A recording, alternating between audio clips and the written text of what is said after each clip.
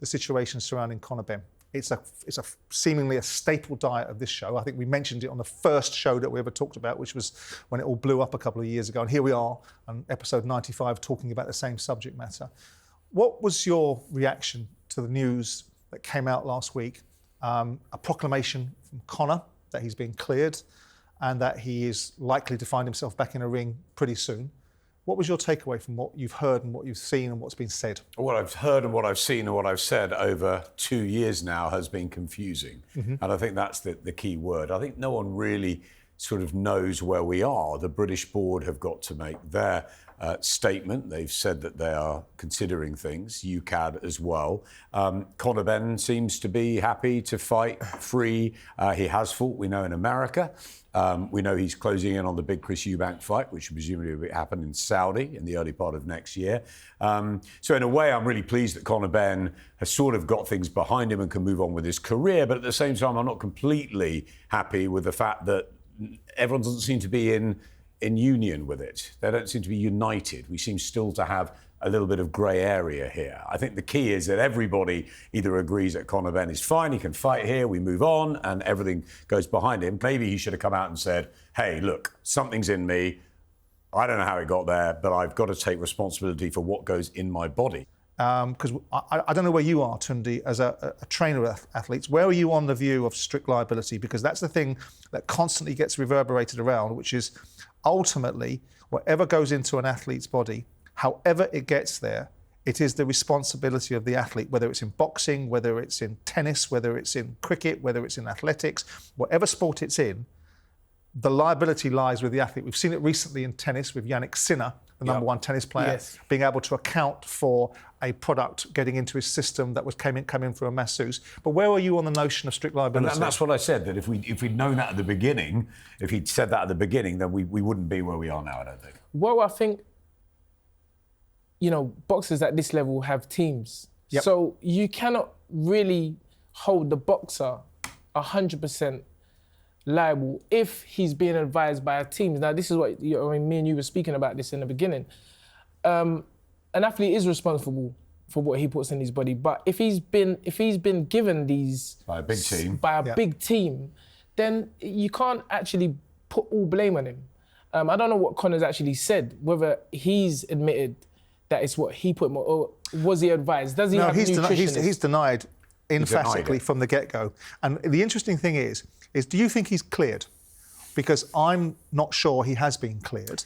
I think that ultimately what they've gotten out from underneath with is a technicality, and we'll hear from Robert Smith in a minute, but I've always maintained that there's only one test that's ever been debated. The VADA clean boxing test is the one that the WBC wanted to deal with because it was their clean boxing test that they wanted to identify and look at. Conor alluded to contamination in this so-called 270-page report that no one's ever seen besides the WBC. The WBC ruled out contamination instantaneously, then came back with the idea on behalf of Conor that you may have got this from eggs. Then the argument then raged about, well, where could these eggs have come from? Because chloroform isn't present in eggs in the UK. Conor himself said it's got nothing to do with eggs. I didn't take this substance. I haven't got this substance in my system. It's such a small amount that it can't be relatable to anything I've done. So it really isn't right, and these tests are flawed. And yet the argument has always been jurisdiction. UKAD, as the governing body of anti-doping in this country, have been trumped by jurisdiction, which is these are VADA tests. And that's the argument. There's a lot of smoke and mirrors here going on, and I think that having known Conor since he was a kid, he was the last person I thought would have touched drugs. I've got to be honest that when it happened, I was like, no way, right? But it did happen, and I think the athlete is responsible for what goes in his body.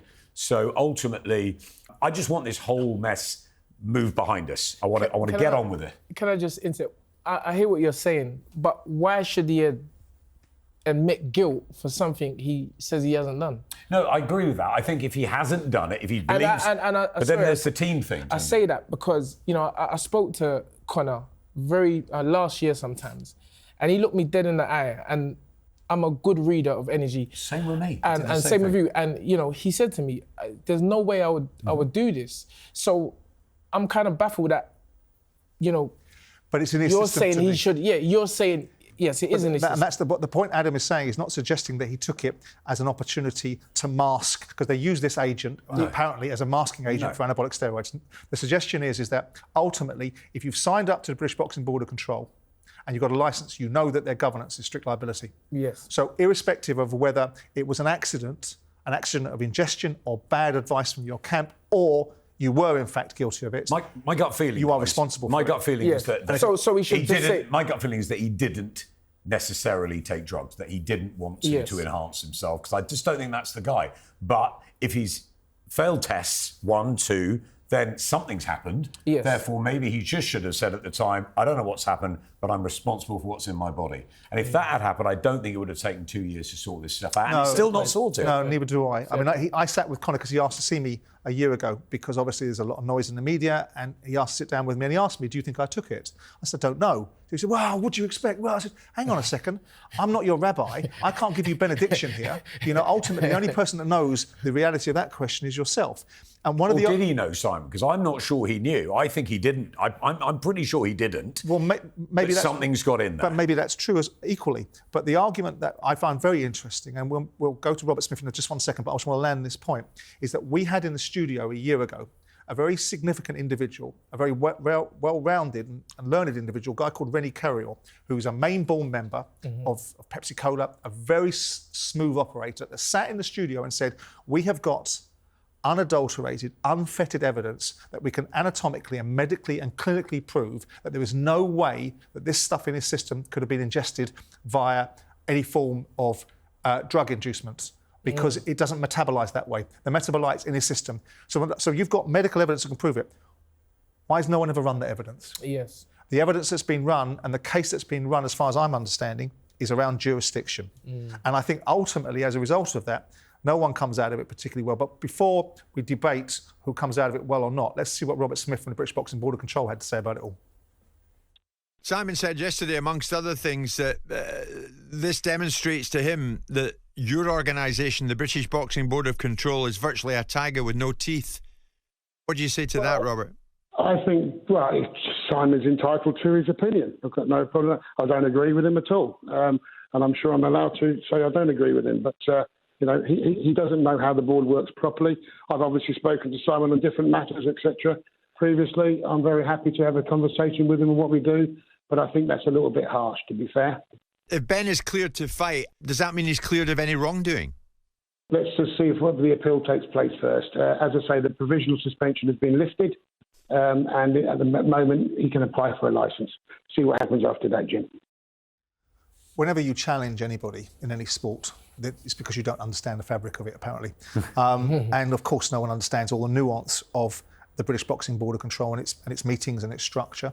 You can read their rules and see how often they are enforced or how often they aren't enforced. The challenge for me is, I think, reading between the lines, the British Boxing Board of Control are preparing themselves for potentially being let down by UKAD, and UKAD not doing what the governing body of anti-doping in this country should do, which is say, I'm sorry, these are our rules.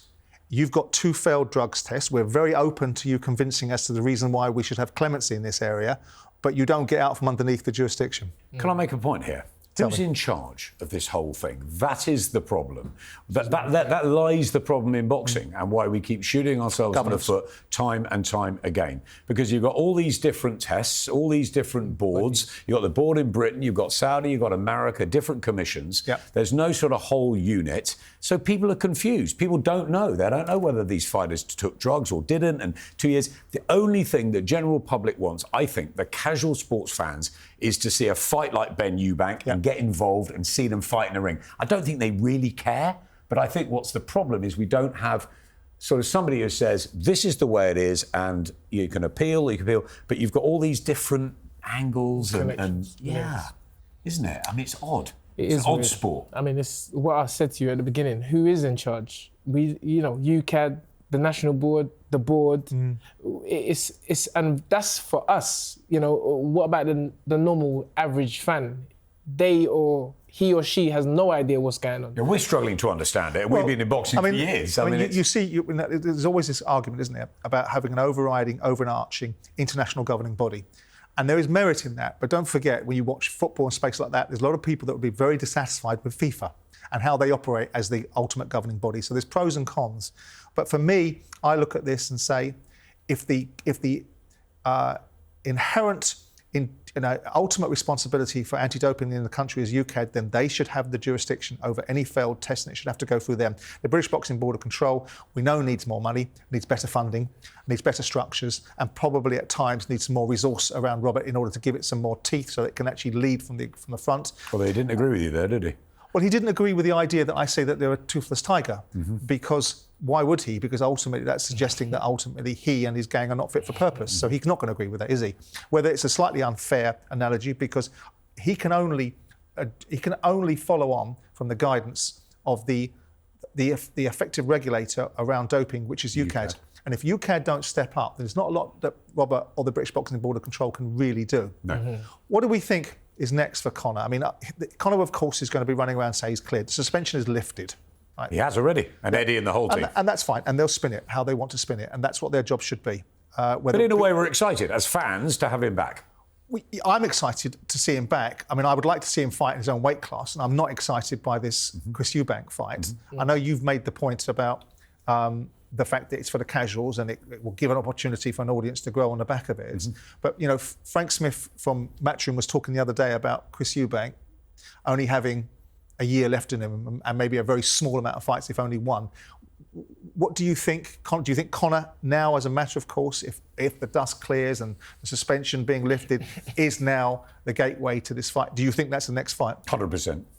I think absolutely has to be Conor Benn and Chris Eubank in the first quarter of 2025. I think we'll get a couple of them. I think it's the fight we need, Simon. I know it's not. There's differences in the weight. We had all this before, but the two of them are enigmatic. They're characters. They're not their dads, but they're the best we've got at the moment in terms of that story, the hook. We look back to the Froch Groveses and the Hay Bellews, and we're going to love this. We're going to enjoy the build-up. We're going to have the fight. No one really knows who's going to win. But those were legitimate world champions fighting at the end at levels. Bellew was a world champion. Hay was a former world champion. Froch was a world champion. Groves was a massive contender. I'm not saying they're world champions, but it's still a great story. It's a good fight.